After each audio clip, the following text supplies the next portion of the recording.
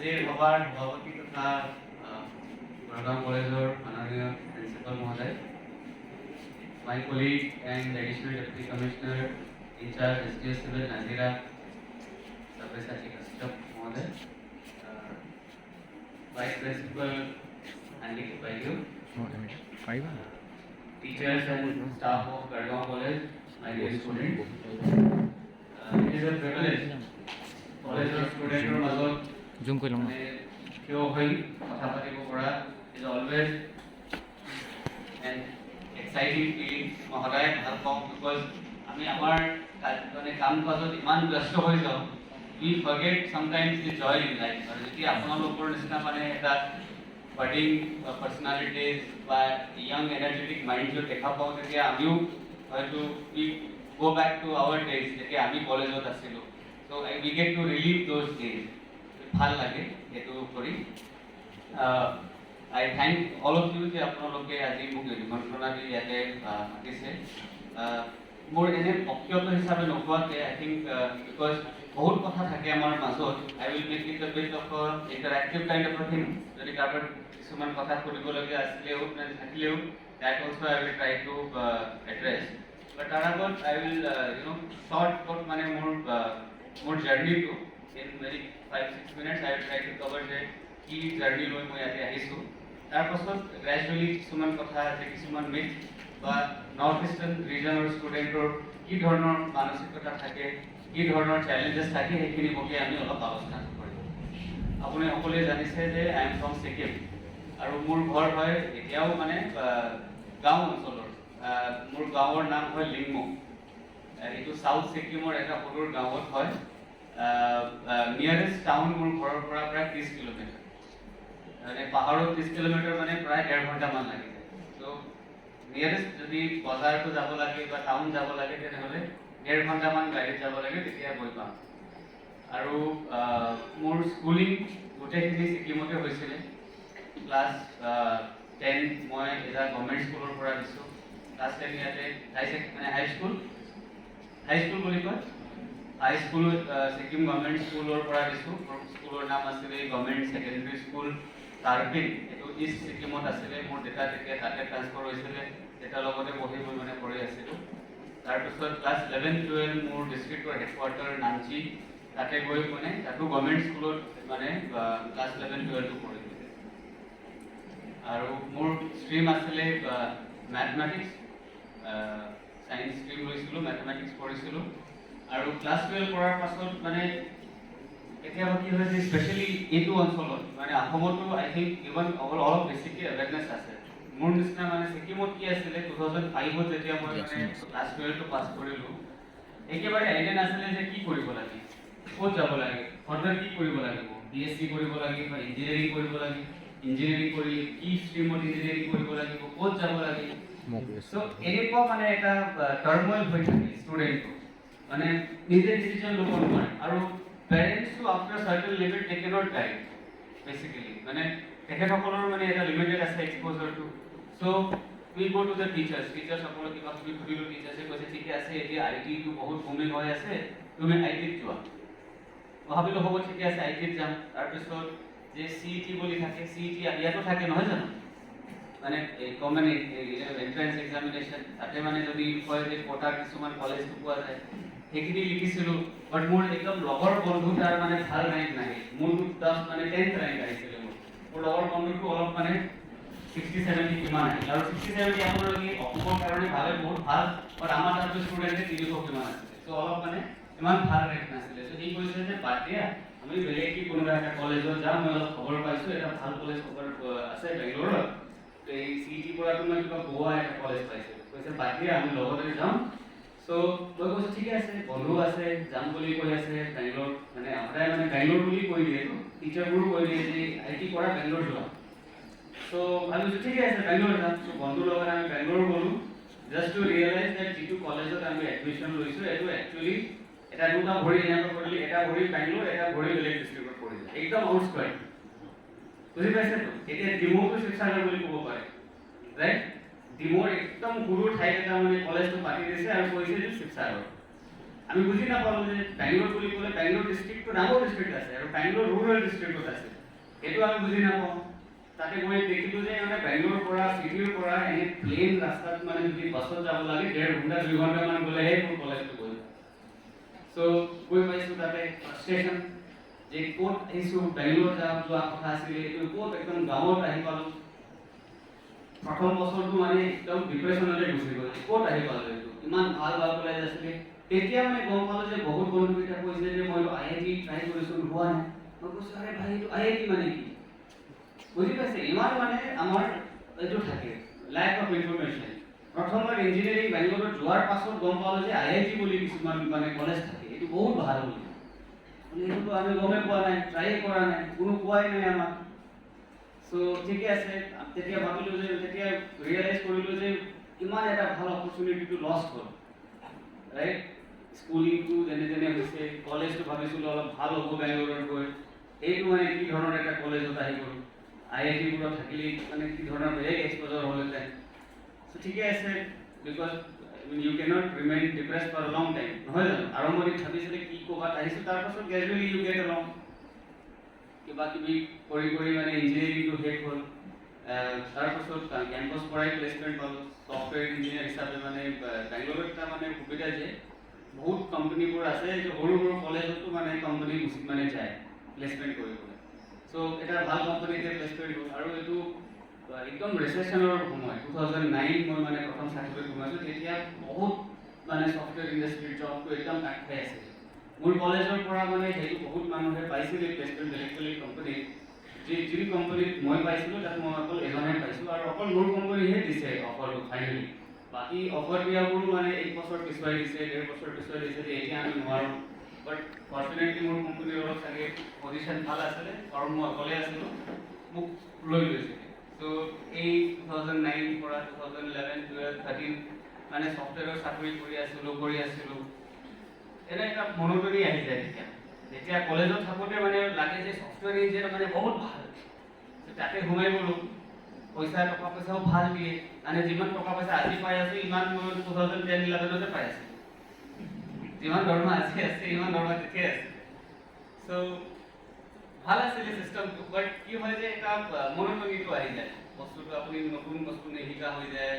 চেম বা যদি প্ৰগ্ৰেছো কৰিবলগীয়া যায় কেৰিয়াৰটো, দেন আপুনি ভাৰতটো এৰি মেলি বিদেশত ক'ৰবাত মানে অন চাইট যাব লাগিব 4-5 বছৰ। চ' সেইখিনি হৈ থকাৰ মাজত মোৰ এটা অভ্যাস হৈছিলে তাতে, কোনোবা এটা মানে অৰ্গেনাইজেশ্যনৰ লগত জড়িত আছিলোঁ। সেই অৰ্গেনাইজেশ্যনৰ মানে মোৰ নিচিনা ভলেণ্টিয়াৰটো আমি এটা গাঁও এডপ্ট কৰি লৈছিলোঁ, বেংগলোৰৰ পৰা প্ৰায় 30 কিলোমিটাৰ দূৰত। এটা সৰু গাঁৱটো আমি এডপ্ট কৰিছিলোঁ, প্ৰায় 100টা পৰিয়ালৰ, একদম আণ্ডাৰ ডেভেলপ গাঁও। তাত মানে টয়লেটো নথকা, মানুহৰ কোনো ছেভিংছ নথকা, মদিৰা পান কৰা মানে অভ্যাস থকা, মানে একেবাৰে কি বুলি কওঁ আণ্ডাৰ ডেভেলপ, আৰু এটেনশ্যনটো বহুত দৰকাৰী গাঁও আমি চিলেক্ট কৰিছিলোঁ। 3 বছৰ প্ৰত্যেকটা ছানডে দেওবাৰে আমি সেই স্কুলত গৈছিলোঁ, বা এই গাঁৱত গৈছিলোঁ। ৰাতিপুৱা গৈ ষ্টুডেণ্টসকলক মানে গাঁৱটো প্ৰথম চাফা কৰোঁ আমি, চবক মানে গাঁৱৰ মানুহ লগাই। তাৰপিছত ষ্টুডেণ্টসকলৰ যদি কিছুমান দিনত আমি মানে ধৰক টিউশ্যনটো মানে ডেইলি হৈ থাকে, আমাৰ মাজত 2-3জন ভলেণ্টিয়াৰ টিউশ্যনটো লৈ লয়। আৰু গাঁৱৰ মানে 100টা পৰিয়ালত মানে 10টা ইউথৰ মাজত আমি ভাগ কৰি দিছিলোঁ, যে মোৰতো 10জন পৰিয়াল আছিলে। এভৰি ছানডে মানে সেই পৰিয়ালটো খবৰটো লওঁ, মানে কি কৰি আছে, কি হৈ আছে, মানে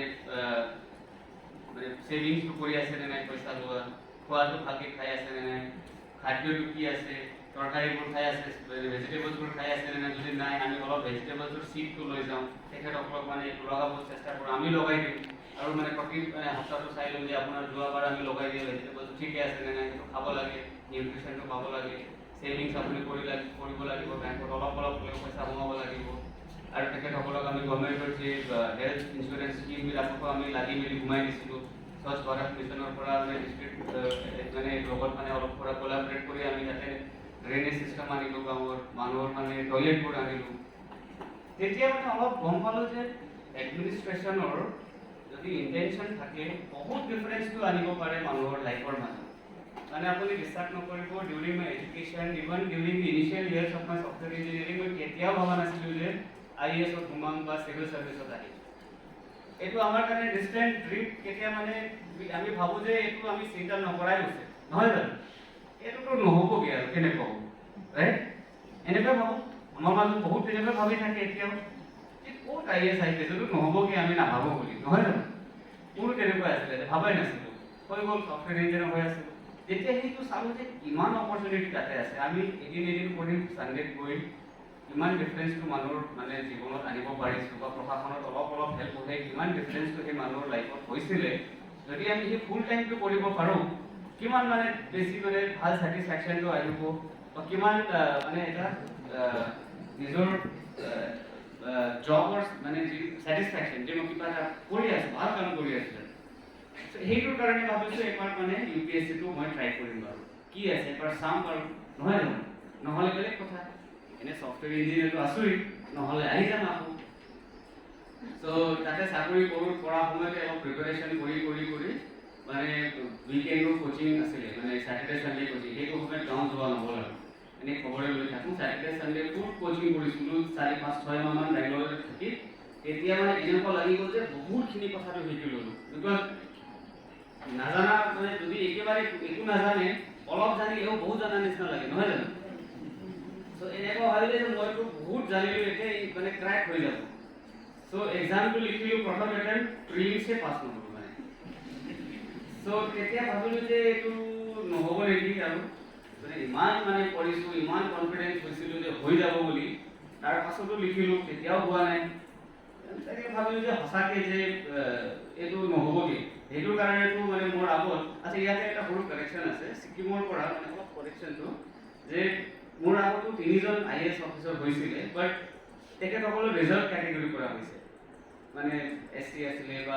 SC আছিলে বা কিবা আছিলে ST বেছি আছিলে SCও নাছিলে 3জন ST পৰা হৈছিলে বাট আনৰিজাৰ্ভ কেটেগৰীৰ পৰা মোৰ আগত বা মোৰ পাছত এতিয়ালৈকে কোনো হোৱা নাই মানে আনফৰ্চুনেট কথা তেনেকুৱা চ' মই ভাবিলোঁ যে ক'ত ৰিজাৰ্ভেশ্যনো নাই নাতো OBC নাই ST ক'ত হ'ব আৰু নহ'ব OBC হ'লেও বাই চান্স হ'লহেঁতেন বা ST হ'লহেঁতেন সেইটোও নাই চ' ফাৰ্ষ্ট এটেম্পত এতিয়া প্ৰিলিমছে নহ'ল মই ভাবিলোঁ ঠিকে আছে what ever I am doing software engineer এইটো ঠিকে আছে আই উইল কণ্টিনিউ দিছ এই মিছামিছি ক'ত মই চিন্তা কৰি আছিলোঁ সেইটো নহ'ব বাট কেতিয়া ক'লে যে নিজৰ যি ধৰণৰ কোম্পানীটো আপুনি ৰাখে মোৰ মানে এজন আদৰ্শ ব্যক্তি তেখেতে এটা ভাল তেখেতৰ এটা ফ্ৰেজ মই সদায় মনত ৰাখোঁ যে tell me Euro company and I will tell you who you R তেখেতে কয় যে মানে আপোনাৰ নিজৰ সংগতটো কোন হয় মোক জনাব মই আপোনাক জনাই দিম যে আপুনি কেনেকুৱা মানুহ চ' এই যে মোৰ বন্ধুটো বহুত এনকাৰেজিং বহুত ভাল মানুহ আছিলে সিও মোৰ লগত প্ৰেক্টিচ কৰি আছিলে সি কৈছে যে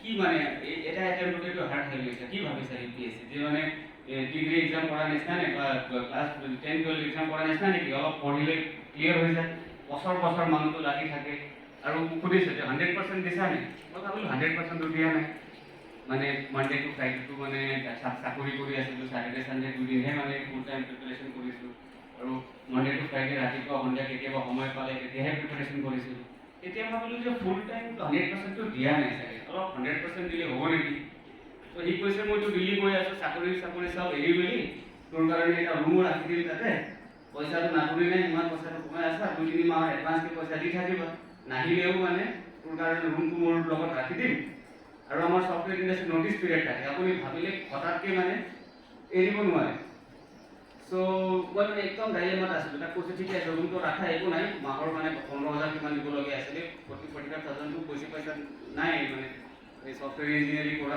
সময়তো চেলেৰি ভাল থাকে তাৰপিছত ঠিকে আছে একো নাই তাৰপিছত মই চিন্তা কৰি আছিলোঁ যে কি কৰিম তাৰপিছত সন্ধিয়া সেইদিনা মানে মই ঘৰ গৈ আছিলোঁ মোৰ কাৰত গৈ আছিলোঁ বা অফিচৰ পৰা তেতিয়া যে FM-ত মানে এই ইয়াতো বেছি FM-ৰ চিষ্টেম নাই নহয় জানো আছে নেকি নাই তো সেই চিটিবিলাকৰ বহুত FM চলে FM-ৰ মানে গান বজাই আছিলে তেতিয়া মানে মাজে কমেণ্ট্ৰিও দি থাকে চ' তেখেতে কৈছে যে এটা মানে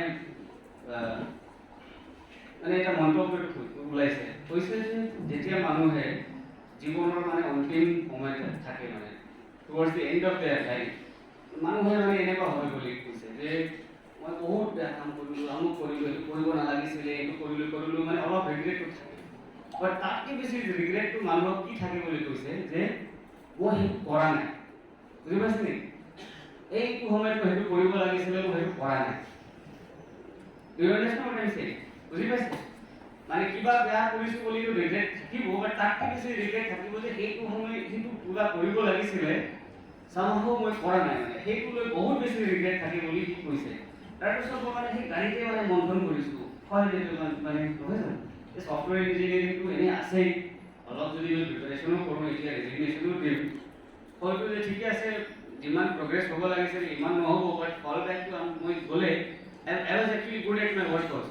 মই মানে একদম ফৰেন গৈ আহিছিলোঁ, ভাল আছিলোঁ মানে কামত, চ' ভাবিলোঁ যে কামটো পামেই আৰু।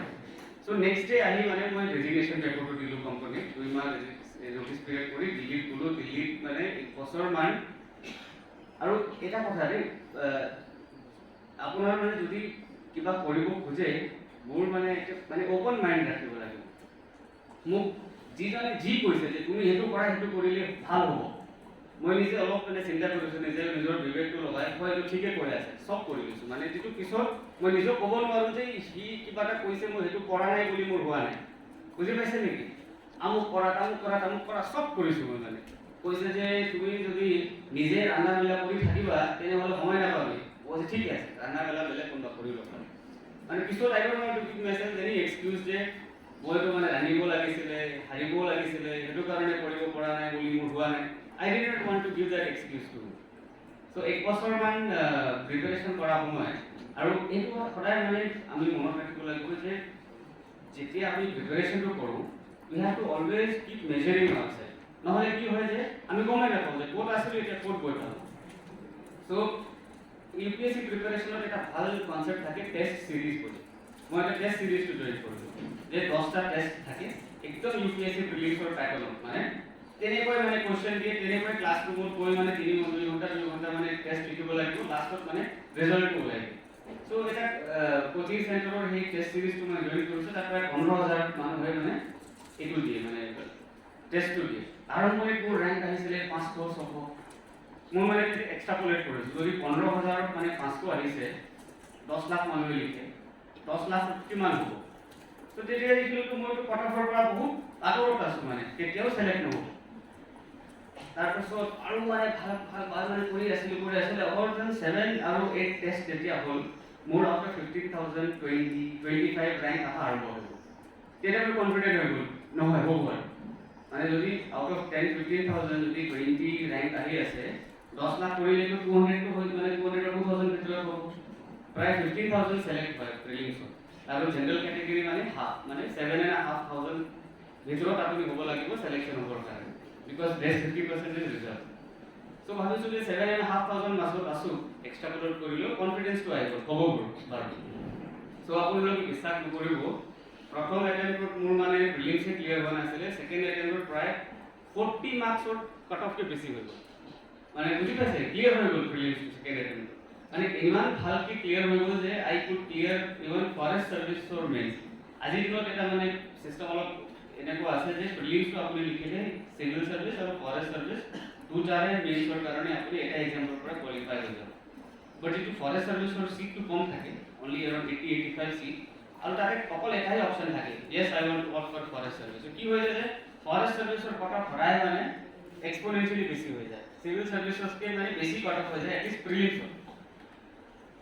মোৰ সেইটো ক্লিয়াৰ হৈ গ'ল ফৰেষ্ট ছাৰ্ভিচ, ফৰেষ্ট ছাৰ্ভিচটো ক্লিয়াৰ হৈ গ'ল। তাৰপিছত মানে ফৰেষ্ট ছাৰ্ভিচৰ মেইনছটো চিভিল ছাৰ্ভিচৰ মেইনছৰ পৰা মানে অলপ আগতকৈ হয়।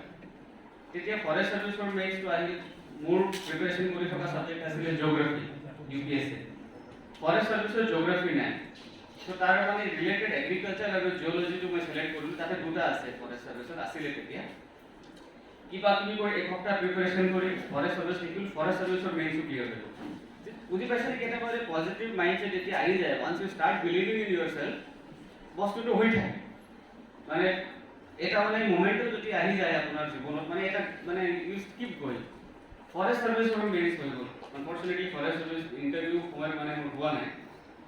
বাট কথাটো কৈছোঁ যে এটা কি বুলি কৈছোঁ, ডেডিকেটেড হিচাপে যেতিয়া সোমাইছোঁ, দেন আই ৰিয়েলাইজ নহয় মানে হৈ যাব, হৈ গৈছে।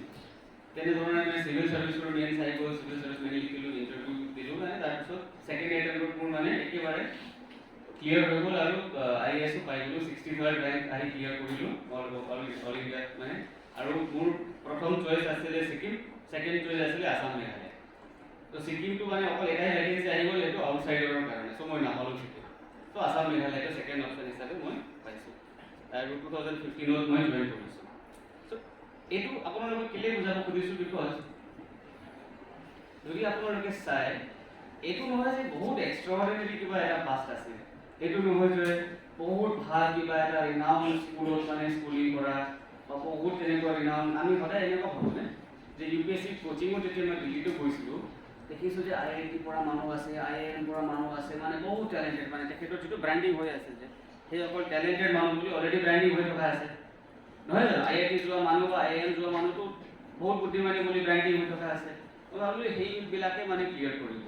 লাহে লাহে যেতিয়া সোমাই গ'লোঁ তেতিয়া গম পালোঁ যে এইটো একো নহয়, জাষ্ট আমাৰ মানে পাৰচেপশ্যন। ইনফেক্ট এইটো আপোনাৰ জীৱনৰ প্ৰত্যেকটা ষ্টেজত পাব। যেতিয়া মই চিলেকশ্যন হৈ একাডেমিটো গ'লোঁ, মানে IAS হৈ যোৱাৰ পাছতে একাডেমিত গ'লোঁ, তাতে দেখিলোঁ কোনোবা লণ্ডন স্কুল অফ ইকনমিক্সৰ পৰা আছে, কোনোবা মানে ইয়েলৰ পৰা কিবা কৰি আহিছে, কোনোবা ক'ত প্ৰিন্সটন পৰা কিবা কৰি আহিছে। মই ভাবিলোঁ বাপৰে বাপ, মানে এই ধৰণৰ মানুহ আছে। পিছত গম পালোঁ যে একো নাই, মানে we are all same. Effort দিলে মানে বস্তুটো, বিকজ তেখেতসকলো মোৰ নিচিনাই কাম কৰি আছে আজি দিনতো, সেইটো নহয় যে কিবা বেলেগ ৰকেট চাইন্স কৰি আছে। চ' মই ষ্টুডেণ্টসকলক খালি সেইটো মানে ষ্টৰি দি সেইটো বুজাব খুজিছোঁ, বা আই হোপ ইউ মানে আপোনালোকে সেইটো ইণ্টাৰনেলাইজ কৰিব যে any competitive exam, because I have done civil service, সেইটো কাৰণে মই চিভিল চাৰ্ভিছ ছেক্টৰত কৈছোঁ। Any competitive examination, in fact anything you want to do, যদি আপোনালোকে এটা চিষ্টেমেটিক হিচাপে আৰু উইথ ফুল ফ'কাছ যদি কৰে, নাথিং ইজ ইম্পচিবল। এটা মানে আপোনালোকে জানে নে নাজানে, ছফ্টৱেৰ ইণ্ডাষ্ট্ৰি বা অন্য যিখিনি ইণ্ডাষ্ট্ৰি আমাৰ নৰ্থ ইষ্টৰ ল'ৰা ছোৱালী যেতিয়া সোমায়, তেখেতৰ প্ৰডাক্টিভিটি কম্পেৰেটিভলি চবতকৈ বেছি থাকে। আমি সদায় ইয়াৰ পৰা ইনফিৰিয়াৰ হৈ থাকোঁ, নহয় জানো? যে আমি পাম নে, ভাল কলেজত পাম নে, ভাল চাকৰি পাম নে, বাট মোৰ কোম্পানী বা সেইবিলাকতো যিমান নৰ্থ ইষ্টৰ মানে ব্যক্তি আছিলে সিহঁতৰ মানে কোম্পানীত সোমাই থকা, দে আৰ ফাৰ বেটাৰ, মানে among the better ones as compare to other মানে ষ্টুডেণ্টছ। খালি আমাৰ মেণ্টেল ব্লকেজে আছে যে আমি অলপ ইনফিৰিয়াৰ আছোঁ নেকি, আমি নোৱাৰোঁ নেকি, ৰাইট? আৰু অসমতো আৰু এটা মানে ভাল কথা যে আমি দেখি আছোঁতো, আমাৰ এতিয়া আজিৰ দিনৰ যে DGP আছিলে, আছে DGP ছাৰ, এইটো ক'ত কৰা আপোনালোকে জানে? ক'ৰ মানুহ হয় আজি অসমৰ DGP, director general of police? হা? শিৱসাগৰৰ মানুহ। আপুনি জানে নে নাজানে? Bhaskar Jyoti Mohapatra is from Sivasagar. চ' সেই ধৰণৰ আমাৰ এক্সাম্পল আমি চালে এইটো কোৱা নাই যে আমি খালি চিভিল চাৰ্ভিচ যাব লাগিব। Nothing is beyond reach. যি আমি চিন্তা কৰোঁ সেইটো আমি কৰিব পাৰোঁ। সেইটো অলপ গাইডেঞ্চ লাগিব, আপোনালোকৰ টিচাৰৰ পৰা গাইডেঞ্চটো ল'ব লাগিব। বাট আদাৰৱাইজ যি আমি ভাবোঁ যে অক্সফৰ্ডত পঢ়ি থকা মানুহটো একদম মানে কিবা সাংঘাতিক মানুহ, সেইটো নহয়, নৰ্মেল মানুহ পাৰিব। IAS হোৱাটো একদম কিবা সাংঘাতিক মানুহ, সেইটো নহয়, চিম্পল মানুহে পাৰিব। বাট এটিটিউডটো তেনেকুৱা হ'ব লাগে। এইটো এটা সৰু এক্সাম্পলটো মই কৈছোঁ। এইদিন কি হ'ল যে কৈছোঁ যে ফৰেষ্টৰ মেইন শিকিছোঁ। ফৰেষ্টৰ মেইন লিখাৰ পাছত আৰু UPSC exam is very very এক্সস্টিভ। আপুনি মানে 3 ঘণ্টা আপোনাৰ কলমটো বহীৰ পৰা উঠিলে আপোনাৰ শেষ, মানে তাতে থাকিব, আপুনি মানে চিন্তা কৰাৰ সময় নাপাব। ইমান ভালকৈ ট্ৰেইন কৰিব লাগিব যে দ্য মোমেণ্ট আপুনি কুৱেশ্যনটো পঢ়ে, next moment you should be able to write the answer for it. আৰু ডিলিটালি কৰিলে PDA অন দ্য পুছ কৰিলে আপুনি 0 পাব, টু দ্য পইণ্ট আনচাৰটো লিখিব লাগিব। সেই ধৰণৰ এক্সাম লিখি পুৰা ড্ৰেইন আউট হৈ মোৰ মানে দিল্লীত আহিছিলোঁ, মোৰ মানে ফ্লাইটত মোৰ ফ্ৰেণ্ডটো কৈছে যে আজিতো আমাৰ টেষ্ট চিৰিজ আছে, তাতে যাব লাগিব 8টা বজাৰ পৰা। মানে এইটো টেষ্ট চিৰিজ, যিটো মেইনছৰ টেষ্ট চিৰিজটো আমি 8টাৰ পৰা মানে 11টালৈকে লিখোঁ, তাৰপিছত আহি যাব, তো সময়টো নহ'ব বুলি। মইতো চৰে আজিতো বাদ দিয়া, মই 2টা এক্সাম লিখি আহিছোঁ, মোৰ মানে একদম শেষ, I don't have any energy left in me. আৰু মানে 8টা বজাৰ পৰা মানে আৰু মই লিখিব নোৱাৰোঁ। তেতিয়া সি কৈছে যে কালি তুমি যদি ডিষ্ট্ৰিক্টৰ এটা উপায়ুক্ত হিচাপে থাকিবি, বহুত ভাগৰ লাগি থাকিব, মানে কিবা কাম কৰি একদম হঠাৎ হৈ ঘৰত পৰি যাবি 6টা-7টামান বজাত, তেতিয়া 8টামান বজাত গম পাবি যে ক'ৰবাত জুই লাগিছে বা ক'ৰবাত ডাঙৰ দুৰ্ঘটনা হৈছে, তেতিয়া শুই থাকি পিনে যাবি। কথাটো ঠিকেই কৈছে, উঠি মেলি গৈছোঁ আৰু এক্সাম লিখিবলৈ। চ' সেইটো এটিটিউডটো আনিব লাগিব যে আমি কেতিয়াবা ভাগৰো লাগে, বাট আমি ভাবোঁ নে যে ভাগৰ লাগিছে বাট মোৰ কথাটো মানে বুজিব যে it is only our mental limitation our body is immensely capable আমাৰ যে শৰীৰ আছে ইমান শক্তিশালী আছে আমি আমাৰ মানসিকতালৈ তাইক মানে দুৰ্বল কৰি ৰাখোঁ এই নোৱাৰোঁ নহ'ব ৰাইট যেতিয়া আমি আমাৰ মাইণ্ডক মানে সেইটো ট্ৰেইন কৰি দিওঁ যে নাই হ'ব একো নাই কৰিম then our body rises up to that আৰু আপোনাক মানে ছাপৰ্টটো কৰি দিয়ে চ' সেইটো বিশেষ মোৰ মানে কথাটো আপোনালোকৰ ফালেদি কিবা আছে নেকি এনি ডাউট মই এটা দুটা মানে যে আমাৰ সদায় মিছকনচেপশ্যন আছে সেইটো মানে ক্লিয়াৰ কৰিব খুজিছিলোঁ যে আমি কওঁ যে আমি নোৱাৰোঁ নৰ্থ ইষ্টৰ মানুহে মানে আমি ক'ত যাম আমি ইমান এক্সপ'জাৰো পোৱা নাই সেইখিনি কথা হয়তো যে 15-20 বছৰ আগত ল'ৰা ছোৱালী ক'লে ইট ৱাজ জাষ্টিফাইড বাট আজিৰ দিনৰ ল'ৰা ছোৱালী আমি ক'ব নোৱাৰোঁ কেলে টিভি আছে ইণ্টাৰনেট আছে আমাৰ হাতত আজি গোটেই ইনফৰমেশ্যন আছে উই কেন ন' লংগাৰ ক্লেইম হয়তো মানে 25 বছৰ আগত মানুহে ক'ব পাৰিছিলে যে আমি IIT ক্ষেত্ৰত নাজানো বা হয়তো আমি একো নাজানো আমি কি চলি আছে এইটো নাজানো বাট আজিৰ ষ্টুডেণ্টে সেইখিনি কথা ক'ব নাপায় we have every resources at our disposal আৰু আমাৰ টিচাৰ সকলোতকৈ আগৰ জেনেৰেশ্যনৰ টিচাৰতকৈ এতিয়া আজিৰ দিনৰ টিচাৰটো দে আৰ ভেৰি আপডেটেড যিখিনি কথা ক্ষেত্ৰতো আপোনাক গাইড কৰিব পাৰে আৰু আজিলৈকে মানে মই কলেজত থাকোঁতে বা মই স্কুলত থাকোঁতে এনেকুৱা মানে উপায়ুক্ত বা এডিশ্যনেল ADC আহি কোনো ছেশ্যনো কৰা নাছিলে আজিৰ দিনত সেইখিনি কথা হৈ আছে চ' উই কেনট ক্লেইম যে আমি ইনস্পায়াৰ নহ'লোঁ আমি কথাখিনি নাজানিলোঁ এনেকুৱা হ'ব পাৰে বুলি আমি জনা নাছিলোঁ বুলি we can no' longer claim কিবা কুৱেশ্যন যদি হ'লে লৈ ল'ম এটা দুটা ইতিমধ্যে আমাৰ সন্মানীয় উপাধ্যক্ষ মহোদয়ে তেওঁ হৃদয়ৰ কথা কৈছে আমাক মুখৰ কথা নহয় হৃদয়ৰ পৰা কৈছে ফ্ৰম হাৰ্ট গতিকে মই কিছুসংখ্যক ছাত্ৰ ছাত্ৰীক তেওঁলোকৰ যদি কিবা আৰু আছিল তেখেতে নিশ্চয় ভাল পাব আছে নেকি প্ৰশ্ন কিবা অকণমান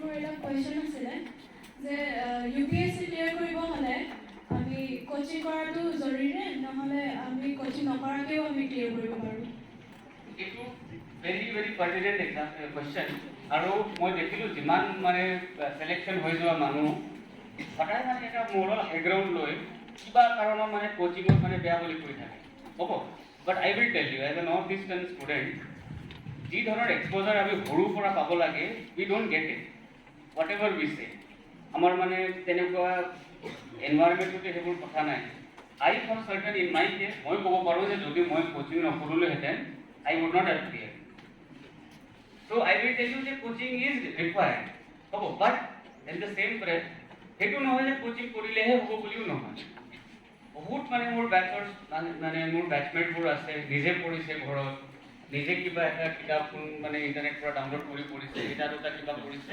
তাৰ পাছতো মানে চিলেকশ্যন হয় বহুত ষ্টুডেণ্ট এনেকুৱা আছে কলেজৰ পঢ়ি থাকোঁতে কিবা ট্ৰাই কৰিছে কলেজৰ পোৱাৰ লগে লগে মানে চিলেকশ্যন হৈ গ'ল আৰু বহুত এনেকুৱা আছে যিটো মানে লাষ্ট এটেম্পটত মানে 6th এটেম্পট বা OBC বা SC হ'লে 7th 8th এটেম্পটত সোমাইছে চ' UPSCত একচুৱেলি তেনেকুৱা কোনো ফৰ্মুলাটো নাই যে এইটো কৰিলেহে হ'ব বুলি বাট কোচিং হেল্পছ ইমেন্সলি মোৰ কাৰণে বহুত হেল্প কৰিছে কোচিং হয়তো যে যিটো 2-3 বছৰৰ মই কৰিলোঁ হয় I could do it in a compressed time frame of a year চ'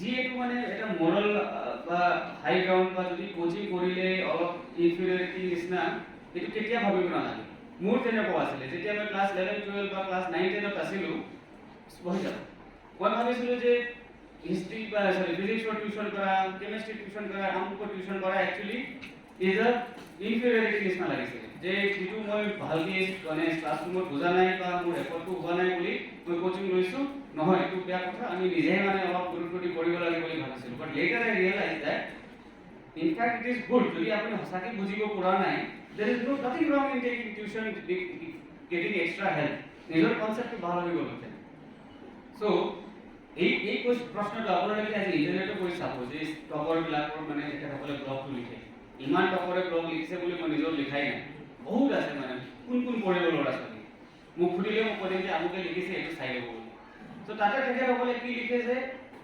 প্ৰথম কথাই তেখেতে মানে কোচিঙো কৰক মানে কৈ দিয়ে যে যিহেতু মই এনৰোল কৰিছোঁ সপ্তাহ দিন গ'লোঁ বা এক মাহ গ'লোঁ তেতিয়া গম পালোঁ যে যি ধৰণৰ বস্তু মই খুজি আছিলোঁ সেইটো কোচিঙে দিয়া নাই তাৰপাছত মই এৰি দিলোঁ এই চব মিছা কথা কৈছে নহয় সঁচাকৈ কৈছোঁ বুজি পাইছে নেকি সেই মানুহসকলক মই দেখিছোঁ ক্লাছ কোচিঙত পঢ়ি থকা চ' there is nothing wrong মানে কোনো ধৰণৰ ইনফেৰিয়ৰিটি হ'ব নালাগে যে কোচিং লৈছোঁ মইতো চবক কৈছোঁ because I want every one of you to get the best chance মই আপোনালোকক ডিছকাৰেজ বা এইটো মানে মিছামিছি এটা হাই গ্ৰাউণ্ড ক্লেইম কৰিব খোজা নাই যে মই ইমান মানে ইণ্টেলিজেণ্ট যে কোচিং নকৰাকৈ হৈ গৈছে সেইটো নহয় কোচিং হেল্পছ হ'ব but at the same time বহুত আমি মানে হয়তো নিজৰ মানে ডিফিকাল্টিজ থাকে কোচিং ইজ এক্সপেঞ্চিভ হয়তো আমি সবে অফৰ্ড কৰিব নোৱাৰোঁ coaching ৰিকুৱাৰ্ছ to go to some place হয়তো আমি সবে যাব নোৱাৰোঁ সেইসকল ষ্টুডেণ্টটো ডিছকাৰেজ হ'ব নালাগে মই কৈছোঁ নে বহুত এক্সাম্পল আমাৰ হাতত আছে যে ঘৰতে নিজে পঢ়ি ক্লিয়াৰ কৰিছে বহুত ভাল ৰেংক লৈ ক্লিয়াৰ কৰিছে so' if you have the opportunity to get into the coaching কৰি ল'ব but there is a but coaching is not an academic exercise এইটো নহয় যে এতিয়া BA টু BSc কৰিলোঁ এতিয়া কি কৰিবি যাম এতিয়া UPSC coaching that is a dangerous trend